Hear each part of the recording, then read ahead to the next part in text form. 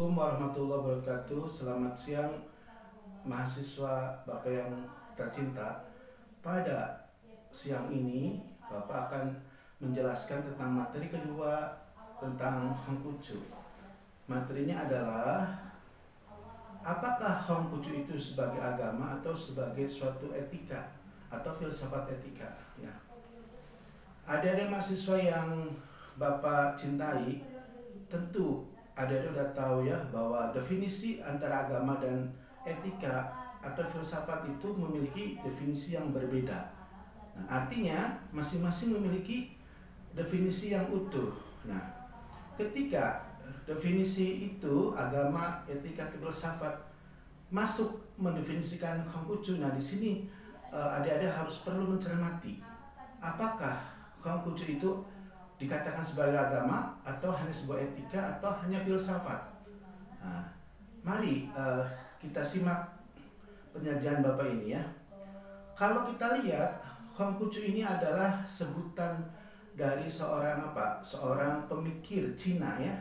Pemikirnya dalam bidang-bidang rohani. Nah, Hongkucu dikenal di negara-negara Timur Tengah, Timur Jauh seperti RRC, Hong Kong, Jepang, bahkan Asia Tenggara, Indonesia itu dikenal sebagai sebuah agama.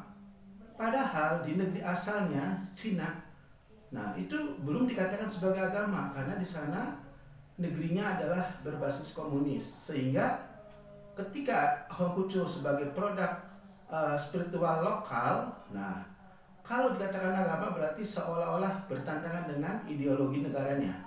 Makanya Hongkucu bisa dikatakan agama itu ketika Hongkucu itu menyebar atau berada di daerah wilayah-wilayah di sekitar Timur Jauh, itu daerah-daerah tetangga Cina seperti Jepang, Taiwan, Hong Kong, Korea, bahkan Indonesia.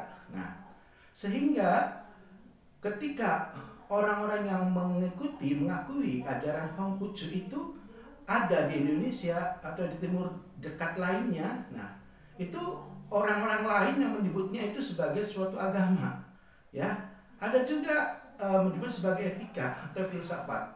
Nah, sebelum kita mengurai masalah Hongkucu sebagai agama, etika atau filsafat, kita terlebih dahulu harus mengetahui apa arti sebuah agama. Agama adalah respon terhadap sesuatu yang mutlak terhadap manusia. Artinya respon manusia terhadap sesuatu yang mutlak, yang dianggap mutlak. Sesuatu yang dianggap mutlak itu berupa Tuhan. Nah, Tuhan ini dianggap manusia sebagai sesuatu yang mempengaruhi hidupnya. Ketika manusia menganggap Tuhan mempengaruhi hidupnya, maka manusia menggantungkan kepada Tuhan dalam hidupnya. Nah, ini adalah definisi agama secara umum. Nah, ketika mendefinisikan agama secara politis, maka berbeda lagi artinya.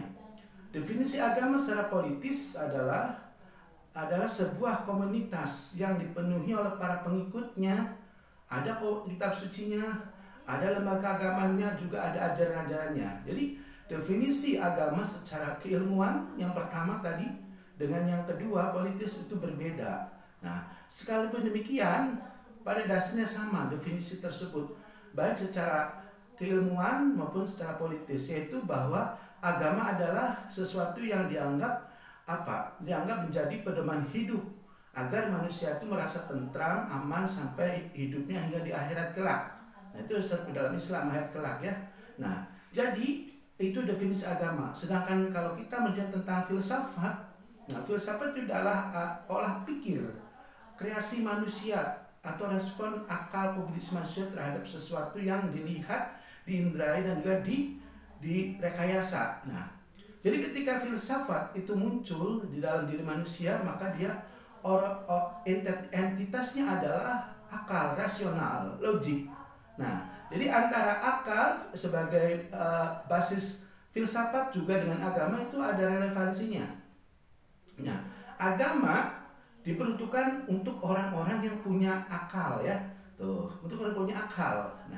Nah, akhirnya apa? Akhirnya filsafat sendiri adalah merupakan logika, ajaran logika yang orang beragama juga harus punya logika. Nah, lalu bagaimana hubungannya dengan etika? Nah, etika adalah artinya moral, perbuatan. Nah, jadi ketika agama itu diamalkan oleh manusia, maka agama itu juga membentuk suatu etika perilaku manusia.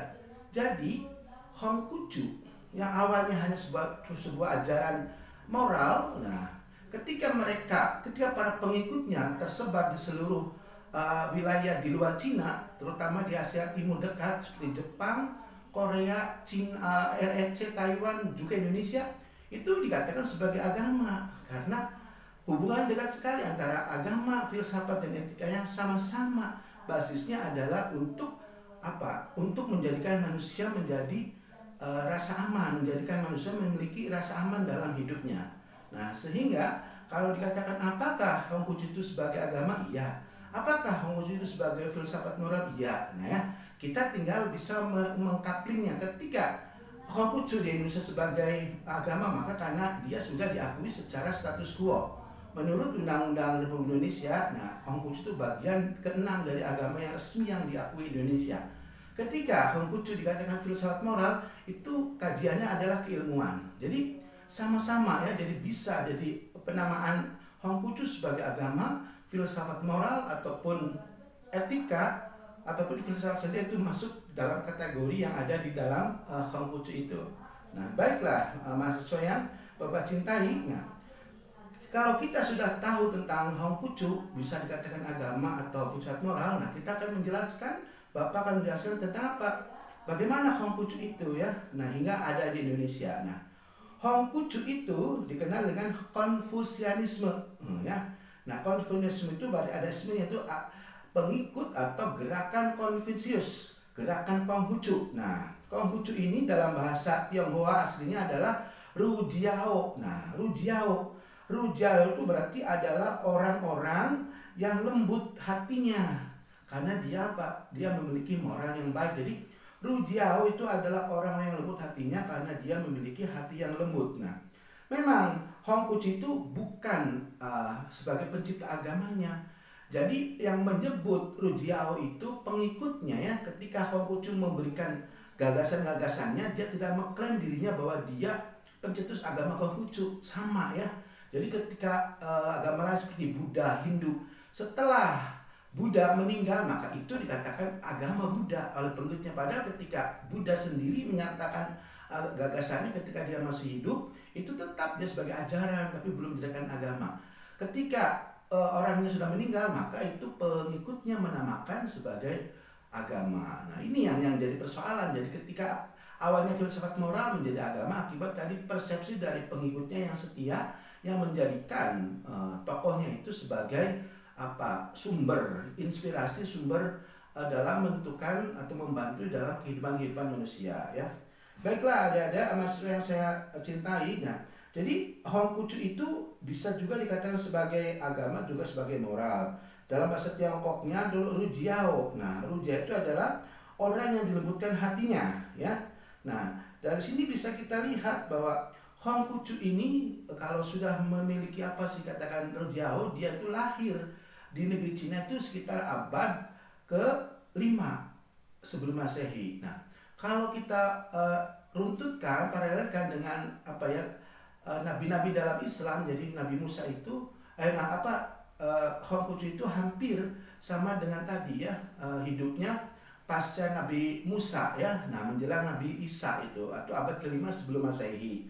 Nah, jadi munculnya Konfusianisme di negeri Cina itu seiring dengan munculnya Buddha di India. Jadi hampir sama. Buddha juga abad ke-5 sebelum Masehi dan Hongkucu juga abad ke-5 sebelum Masehi. Nah, kita lihat kembali kepada Hongkucu ini sebelum mengenal ajaran-ajarannya. Jadi Hongkucu sudah diklaim bahwa dia itu sebagai agama, juga sebagai filsafat moral ya. Nah, karena apa? Karena orang Tiongkok sendiri menyatakan itu adalah ajaran moral, tapi ketika pengikutnya pergi keluar negeri Cina, nah itu dikatakan agama. Maka kita lihat bahwa Hongkucu ini mengalami perubahan-perubahan yang berbeda dengan yang ada di negeri aslinya, terutama di Indonesia ya. Nah, kenapa? Karena karena umatnya ini berbaur dengan peradaban-peradaban agama-agama lain ya. Nah, baiklah. Nah, dari sini bisa kita lihat bagaimana Konghucu itu dikatakan sebagai agama juga sebagai moral. Karena di dalam Konghucu itu ada memiliki filsafat dasar, yaitu pertama mengenal ada ajaran Tian. Nah, Tian ya. Tian itu adalah pencipta dunia semesta atau pencipta seluruh alam semesta. Alam semesta itu artinya alam yang makro, yang besar, yang alam semesta, dan juga alam yang mikro. Nah, alam semesta ini ada yang menciptakannya, namanya Tian. Nah, jadi manusia tidak dapat memahami hakikat Tian karena di luar kemampuannya. Nah, ini Tian ini dilambangkan dengan apa? Dilambangkan dengan ciri-ciri sebagai berikut, yaitu ada Yuan. Satu Yuan, kedua Heng, ketiga Li, keempat Zeng. Jadi Tian itu dilambangkan dengan Yuan, Heng, Li, Zen. Nah, Yuan itu artinya apa? Yuan itu artinya yang selalu benar. Jadi Tian itu dianggap selalu benar ya. Namanya lambangnya dengan Yuan. Sedangkan Heng adalah yang selalu berhasil. Jadi yang selalu berhasil itu dikatakan sebutan Tian dengan nama Heng ya. Heng ya. Dan yang ketiga adalah Li. Li itu apa? Yang membawa berkah. Jadi Tian itu nama lambangnya ketiga, nama lambang ketiganya adalah Li. Dia adalah yang memiliki berkah atau yang membawa berkah. Dan yang keempat dari sebutan atau lambang Tian itu adalah Zen. Nah, Zen itu adalah yang selalu sah, tidak berbeda-bedakan. Nah, jadi filsafat dasar dari Konghucu ini adalah pertama Tian. Nah, Tian dilambangkan dengan Yuan, dua dengan Heng, dengan Li dan Zen. Yuan artinya selalu benar, Heng adalah selalu berhasil, Li adalah membawa berkah, dan Zen adalah tidak membeda-bedakan. Nah, filsafat kedua, ajaran filsafat kedua daripada Konghucu adalah Xing ya. Nah, Xing itu adalah jati diri manusia. Tuh. Jati diri manusia atau kodrat. Nah, apa artinya? Ini artinya bahwa manusia, ada King ini adalah merupakan perwujudan firman Tuhan, firman Tian itu. Nah, jadi manusia itu adalah perwujudan firman Tian ya, atau Tian Ming dalam diri manusia. Jadi Tian Ming itu mewujud di dalam diri manusia yang namanya Xing ya. Xing itu adalah perwujudan Tian di dalam diri manusia. Nah, Xing menghubungkan apa? Tian dengan sang penciptanya ya. Jadi Xing menghubungkan Tian dengan penciptaan. Jadi Xing itu manusia yang ada, yang merupakan tempat perwujudan di dalam diri hati Tian, di dalam diri hati manusia. Sehingga Xing ini menghubungkan manusia dengan penciptanya, yaitu Tian ya, gitu ya. Jadi manusia itu sulit mengenali Xingnya karena tertutup oleh emosinya. Jadi ketika manusia itu tidak mengenali Xingnya, nah maka manusia juga sulit untuk mengenali Tuhan karena tertutup oleh emosi amarah, durjana, lalu kebohongan, perilaku-perilaku yang tidak baik. Nah, sekalipun demikian, nah Xing yang ada di diri manusia itu sama ya, dia tidak berbeda-beda. Nah, yaitu apa? Dia memiliki nilai kemanusiaan. Jadi yang ketiga, filsafat dasar daripada Konghucu adalah Xing. Jadi Xing itu adalah perwujudan Tian yang ada di dalam diri manusia. Ketika manusia membuka Xingnya, maka dia itu berarti berhubungan langsung dengan Tian sang pencipta, gitu ya. Nah, kenyataannya manusia banyak yang tidak bisa berhubungan dengan Tian karena Xingnya itu ditutupi oleh emosi atau kotoran-kotoran dengan perilaku yang tidak baik. Nah, sekalipun demikian, Xing juga memiliki potensi baik atau potensi untuk apa? Berperi kemanusiaan, tidak selalu berbuat jahat. Jadi di dalam diri manusia Xing itu ada dua potensi, potensi positif dan juga potensi jahat. Ketika potensi positif pada diri manusia, maka potensi positif ini yang Xing ini dia akan mudah berhubungan dengan Tian ya, dengan Tuhan ya. Dan potensi negatif ini adalah potensi yang membuat Xing tertutup dengan Tian karena Xing yang memiliki posisi negatif ini dia selalu apa? Selalu ditutupi, selalu emosi, selalu berbuat jahat dan selalu bersikap negatif ya. Oke. Sekarang filsafat dasar yang ketiga daripada Konghucu itu adalah Ren ya. Ren itu artinya peri kemanusiaan yang didapat atau dibagi menjadi dua anggota, yaitu Zong dan Su, ya. Lihat, Ren atau perikemanusiaan dapat dibagi dijadikan dua anggota, yaitu Zong setia dan Su solidaritas tuh. Jadi Tian, filsafat dasar dari Hongfucu yang ketiga adalah Ren. Ren itu artinya kemanusiaan atau peri kemanusiaan. Nah, peri kemanusiaan atau Ren itu dijadikan menjadi dua anggota, yaitu pertama Zong, kedua adalah Su. Zong itu artinya setia, Su adalah solidaritas. Nah, Zong merupakan kemerdekaan daripada Zong Yatin. Zong Yatin artinya setia pada Tuhan. Nah, setia pada Tuhan itu adalah apa? Berserah diri seluruh jiwa dan raganya kepada Tuhan, ya. Nah, Su merupakan apa? Kemerdekaan dari Su Yiren.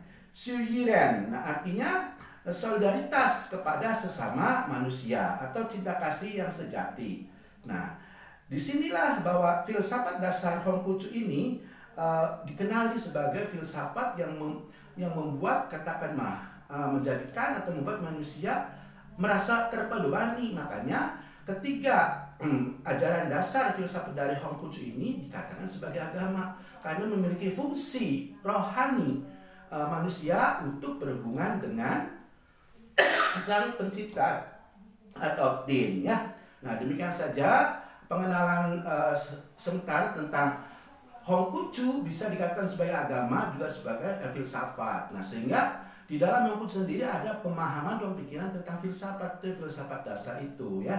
Jadi apa filsafat dasarnya? Yaitu pertama mengandung apa? Ajaran tentang Tian, tentang Xing dan tentang Ren, ya. Demikian dari Bapak, mudah-mudahan nanti dikembangkan diskusi lebih lanjut. Wassalamualaikum warahmatullahi wabarakatuh.